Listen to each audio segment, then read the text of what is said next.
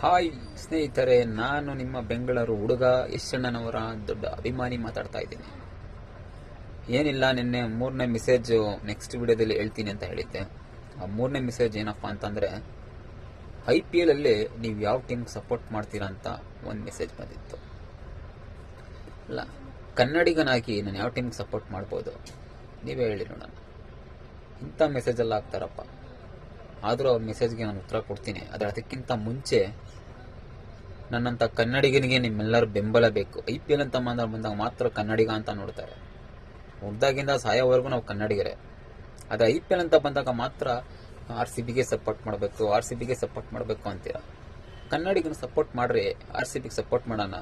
ಬೇರೆ IPL ಬಂದಾಗ ಮಾತ್ರ ಕನ್ನಡಿಗ ಅಂತ ನೋಡೋದಲ್ಲ. ಹುಡ್ದಾಗಿಂದ ಸಾಯೋವರೆಗೂ ಕನ್ನಡಿಗನೇ.